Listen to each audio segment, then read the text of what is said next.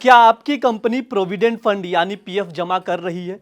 हम ऐसा इसलिए पूछ रहे हैं क्योंकि कई बार देखा जाता है कुछ कंपनियां अपने कर्मचारियों का पीएफ तो काट लेती हैं, लेकिन उसे कर्मचारियों के पीएफ अकाउंट में जमा नहीं करती हैं। हाल ही में ऐसा ही एक मामला सामने आया है। एयरलाइंस कंपनी स्पाइस जेट ने 2.5 साल से 11,581 कर्मचारियों के पैसे पीएफ फंड में जमा नहीं किए। एम्प्लॉयज़ प्रोविडेंट फंड ऑर्गेनाइजेशन यानी ईपीएफओ ने इस मामले में स्पाइस जेट कंपनी से जवाब मांगा है। वैसे आपको बता दूं, पीएफ के पैसों का हिसाब किताब रखने का काम ईपीएफओ के जिम्मे ही रहता है।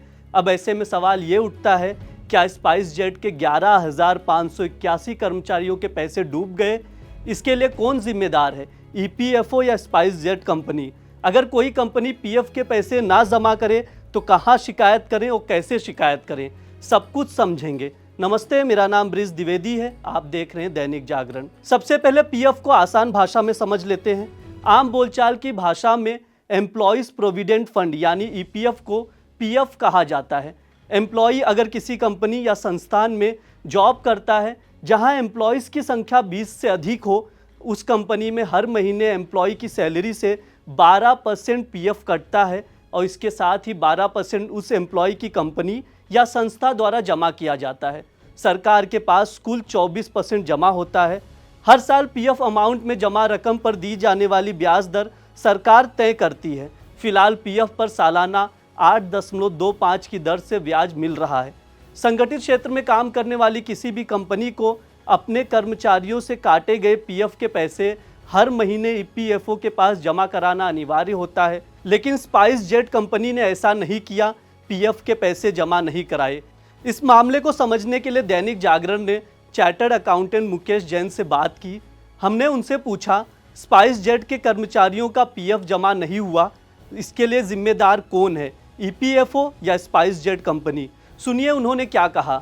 प्रोविडेंट फंड की जमा करने की जिम्मेदारी कंपनी की होती है, क्योंकि अगर हम प्रोविडेंट फंड के थोड़े से जो प्रोविजंस है उसके बारे में बात करें, तो जो कंपनी या जो फैक्ट्री जिसके अंदर 20 से ज्यादा एम्प्लॉय काम करते हैं उसको प्रोविडेंट फंड में रजिस्ट्रेशन करा के प्रोविडेंट फंड जमा करना होता है। कुछ परसेंटेज एम्प्लॉय कंट्रीब्यूट करता है, बाकी परसेंटेज एम्प्लॉयर को अपनी तरफ से जमा करनी पड़ती है, जो कि कंपल्सरी है।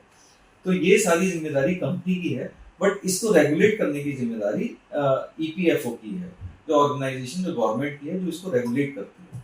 अब अगर हम स्पाइस जेट के बारे में बात करें तो स्पाइस जेट के केस में करीब जैसा पता लगा कि 2.5 साल से उन्होंने प्रोविडेंट फंड जमा नहीं किया है। तो जमा नहीं किया है तो इसको जमा करने की जिम्मेदारी होली एंड सोली कंपनी की है। इसको सिर्फ रेगुलेट करने की, अगर वो जमा नहीं कर रहे हैं तो उस पर जो भी पेनल्टी उनको चार्ज करनी है, उनको कोई ऑर्डर करना है, उनको प्रोसिक्यूट करना है, ये सारी जिम्मेदारी ईपीएफओ की बनती है। हमने उनसे ये भी पूछा, क्या स्पाइस जेट के 11,581 कर्मचारियों के पैसे डूब गए, आगे क्या रास्ता है? सुनिए उन्होंने क्या जवाब दिया। अगर कोई कंपनी पीएफ के पेमेंट का डिफॉल्ट करती है तो क्या एम्प्लॉय के पैसे मर जाएंगे? ऐसा बिल्कुल भी नहीं। एम्प्लॉय के पास एक ग्रीवेंस मैनेजमेंट सिस्टम है जो कि ईपीएफओ द्वारा बनाया गया है। इस वेबसाइट का नाम है epfigms.gov.in। एम्प्लॉय जाके उस पर कंप्लेंट रजिस्टर कर सकता है। उस कंप्लेंट के बेस पे ईपीएफओ उस पर एक्शन लेगा। इसके अलावा ईपीएफओ के पास ही सारा पैसा जमा रहता है, तो ऐसा तो कहना बहुत गलत है कि कंपनी का पैसा मर जाएगा। इसके अलावा ईपीएफ एक्ट के सेक्शन 7 से लेकर सेक्शन 11 तक पूरा प्रोसीजर दिया हुआ है कि किस तरह से ईपीएफओ नोटिस जारी करता है, शोकोज नोटिस इशू करता है, उसके बाद रिकवरी करता है। रिकवरी कैसे हो सकती है? रिकवरी या तो वो किसी असेट को अटैच करके उससे रिकवरी कर सकता है, या अगर कंपनी दिवालिया हो गई है तो इंसॉल्वेंसी एंड बैंक्रप्सी कोड में जाके उसकी कंप्लेंट रजिस्टर करके उसके थ्रू भी रिकवरी कर सकता है। ऐसे में ये भी समझना ज़रूरी है, अगर कोई कंपनी पीएफ के पैसे ना जमा करे तो कहाँ और कैसे शिकायत कर सकते हैं? सुनिए सीए मुकेश जैन ने क्या बताया। अब अगर कंपनी पीएफ के पैसे जमा नहीं करती तो इसमें देखा जाए तो नुकसान किसका है? ये नुकसान है एम्प्लॉय का, जो अपना शेयर भी देता है, प्लस जिस बेनिफिट के लिए इसको बनाया गया है, अगर एम्प्लॉय उसी से वंचित रह जाता है तो उसके लिए तो बहुत मरने वाली स्थिति है। अब सवाल ये उठता है कि अगर एम्प्लॉयर ईपीएफ जमा नहीं कर रहा है तो एम्प्लॉय क्या करे?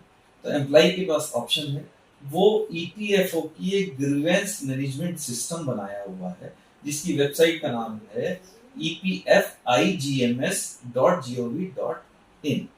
इसके ऊपर जाके वो शिकायत कर सकता है। इसके लिए उसको कुछ नहीं करना, उसको सिर्फ जाके अपना यूनिवर्सल अकाउंट नंबर, जिसको यूएएन या पीपीओ नंबर या एस्टेब्लिशमेंट नंबर वो डालना है। उसके बाद वो अपनी कंप्लेंट रजिस्टर कर सकता है, जिसमें वो एम्प्लॉयर के विरुद्ध भी कार्रवाई करने की कंप्लेंट कर सकता है। अब इसके बाद इस मैनेजमेंट सिस्टम को इतना अच्छा बनाया गया है जिसके अंदर वो जाके कंप्लेंट को देख भी सकता है, उसका स्टेटस भी देख सकता है, अगर उसके अगेंस्ट में कोई ऑर्डर पास हुआ है तो वो भी देख सकता है। अगर कोई कंपनी पीएफ के पैसे काफ़ी समय से ना जमा करे तो ईपीएफओ कंपनी को कब नोटिस देती है? सुनिए मुकेश जैन ने क्या बताया। अगर कोई भी कंपनी प्रोविडेंट फंड एक्ट के प्रोविजंस का पालन नहीं करती है तो ईपीएफओ की ये जिम्मेदारी बनती है कि वो उसको नोटिस जारी करे और उससे पूछे कि ये आप इसके प्रोविजंस का पालन क्यों नहीं कर रहे हैं। अगर कंपनी पीएफ के पैसे को जमा नहीं करती है तो उसको सेक्शन 14B के अंदर उससे डैमेजेस क्लेम कर सकती है, जो कि अलग अलग ड्यूरेशन के हिसाब से है। यानी अगर आपने 2 महीने का जमा नहीं कराया है तो 5% तक की डैमेजेस वसूल कर सकती है पर एनम के हिसाब से। अगर 2 से 4 महीने नहीं जमा कराया है तो वो 10% वसूल कर सकती है। इसी तरह से अगर 6 महीने से ऊपर नहीं जमा कराया तो 25% पर एनम के हिसाब से वसूल कर सकती है।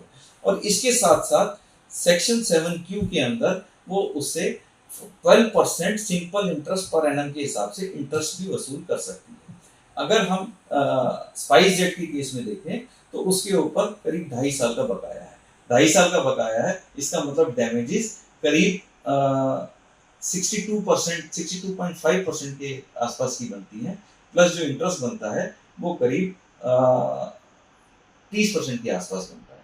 तो ये उससे वसूल किया जा सकता है। इसके साथ साथ अगर कंपनी दिवालिया हो जाती है तो आईबीसी यानी इंसॉल्वेंसी एंड बैंक्रप्सी एक्ट के अकॉर्डिंग भी उस पर कार्रवाई की जा सकती है। आज के लिए इतना ही। देखते रहिए दैनिक जागरण। शुक्रिया।